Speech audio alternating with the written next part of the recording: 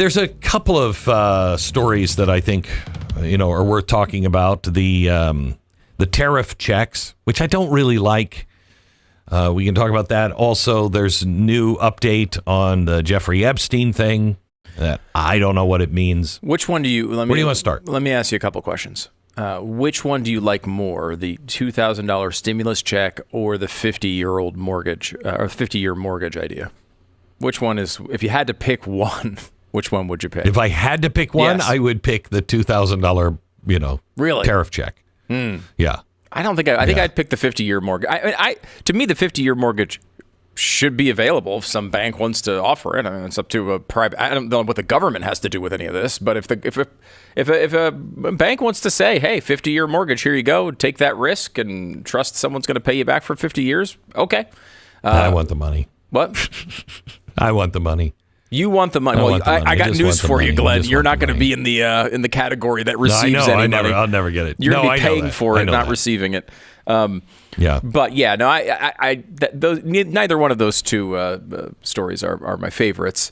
And yeah, I don't want to be writing checks. I mean, I don't want to be, the money is never really the money. It's only we have excess, We got, whatever he says, $3 billion. Great. Can we apply that directly to the debt? How about that one? Yeah. But he knows he's in trouble. He knows he's in trouble. He can't turn the economy around as quickly as he did the last time. It's not 2016 anymore. And so, everybody was expecting and voting for him to turn things around. And the price of gas has gone down. The price of eggs have gone down. But you're still... now we're at 3% inflation. Well, okay. What about going the other direction, getting the prices down to where they were, in 2020? And gas has done that, but very few other things have done that. Yeah, and I think, understandably, it's a central part of his platform. The tariffs have been a big focus. He's talked a lot about it. It's also one of those things that, there's a lot of disagreement on. So I think that's where he's drawn, right? Like, that's him. He likes being in the fight. He likes being out there talking about these things. Yep.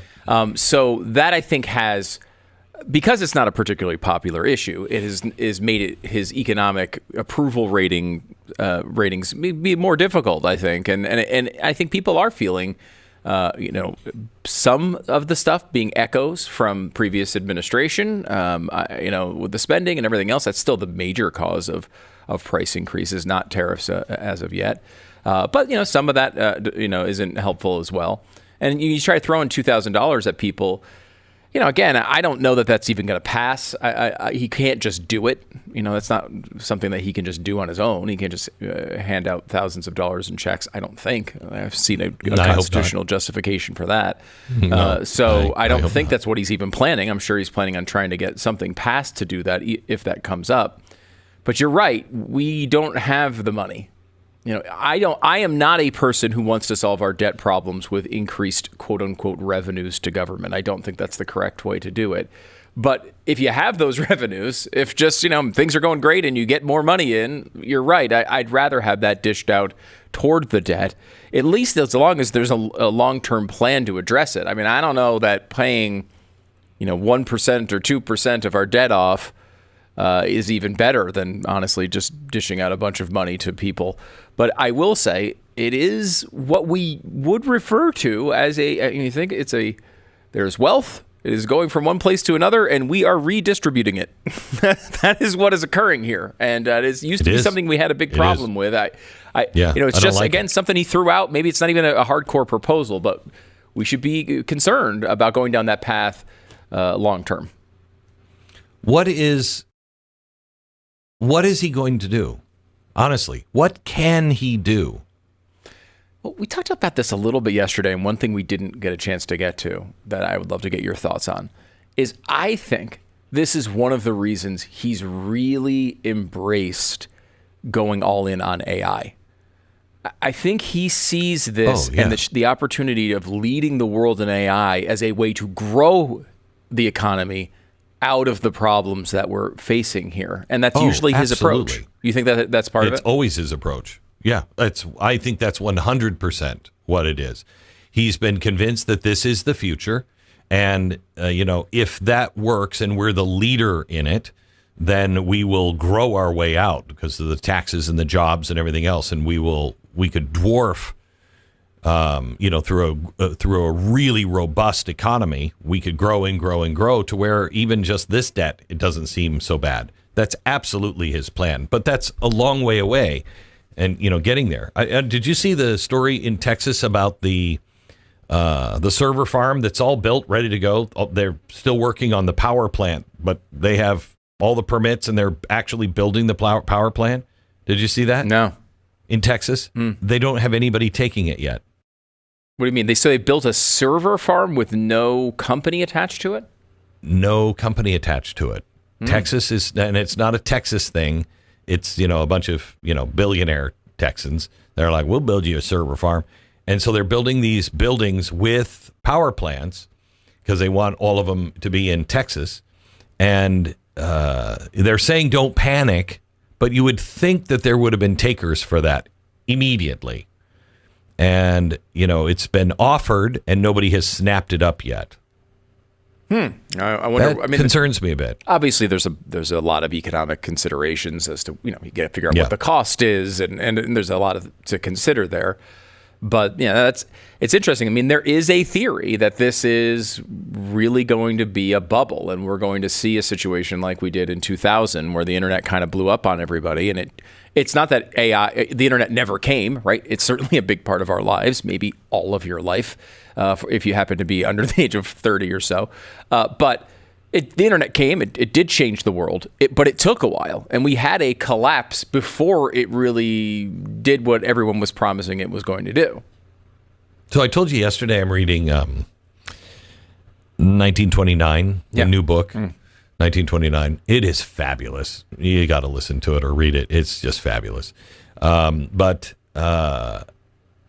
they're describing what the exuberance was like in 1929 and how, it's never going to go down. It's never going to go down. Do you know? I mean, look at all of the things on the horizon. Look at all the new technology that is happening. Look at the people that are moving in. And, we've got so many cars and so many refrigerators to sell and everything is changing and it's just up, up, up, up, up, up, up. And everybody bought into it. I mean, I knew the run up to the crash of 29 was bad with exuberance. I had no idea it was this bad. I mean, they were openly calling it stock gambling. People were taking money, borrowing money, and then they would invest it in a company, but they would watch it as it would go during the day, and they would make several trades, in a week. Because I hear this one's hot and we're going to gain a little here and then we'll pull it out and then we'll put money over here. I mean, it was gambling. It literally was gambling. And it was just consuming everybody. And the real problem is the banks decided that they would give loans for playing the stock market. And so all of these banks are just so over leveraged. And that's kind of what I feel like here. These, we're really excited about, the future of AI. Some of us are also equally as terrified. But it is going to happen. I just don't know how it's going to happen and when it's going to happen. And there just seems to be so much money sloshing around in the system, and we don't even have the power units. You see, there's another server farm that has just been built, and it's sitting empty, and it's been sitting empty for a while because it's in California. A, nobody wants to build a server farm in California. B, they didn't connect it to its own power plant. And so California, you can't put California. You're going to suck all that energy when you already have brownouts, and then the server farm's just going to go down every once in a while? That's completely unworkable. Let me just interrupt real quick for a quick message from Gavin Newsom 2028. Because there's never been a man more clearly running for president. And also, this is a guy, we need people to be aware of what it's like in California and what they're dealing with there. You're right. It would be insane to build these types of facilities there, knowing what California will likely do to you. And, you're right. I think we both have the same concerns on AI. There's a lot of bad that comes along with it. But there is a lot of promise as well, and there probably will be really good developments that come out of it, and it probably will take over the world and do all the major, amazing things that they say it's going to do, along with a lot of really terrible ones, just like the iPhone.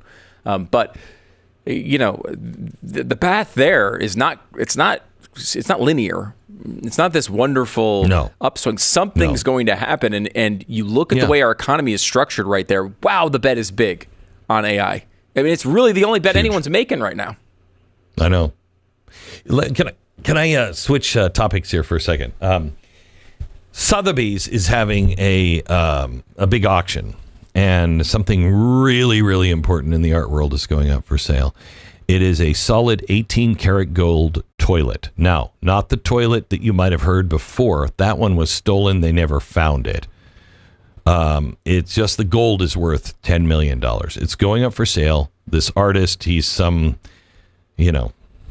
cultural phenomena, according to Sotheby's.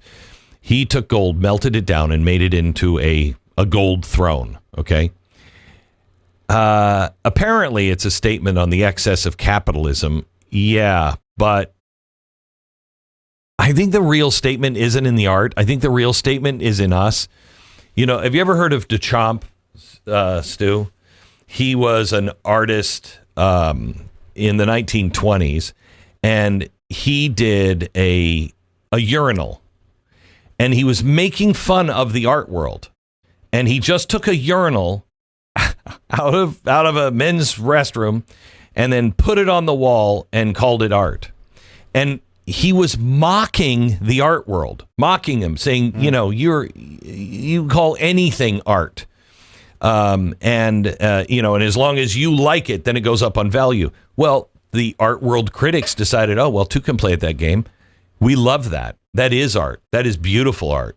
And it became one of the most famous art pieces around. Now they're doing it with the toilet, which you should just tell everybody, this whole thing is a con. Yeah. It's a con. Yeah. The art world is a con. And this comes from the 100th most important person in the world of art, as named by Art Something magazine several years ago. Yeah. Glenn Beck. My favorite magazine. Yes. It was Art Something magazine. But I will say, you ever notice how a lot of statements against capitalism end up in the person making the statement with a lot of money? Uh-huh. That seems I have noticed that. Happen a lot. I have noticed that. It's like all these Hollywood movies that make these grand statements against capitalism wind up lining their pockets with millions of dollars. It's so strange how that happens. Yeah, but they hate it. And they hate themselves when they have to spend it. They just hate themselves. This artist, he just hates capitalism, but somehow or another, he got enough. Now, remember, the last toilet sold for the same, and so the last toilet was like $10 million.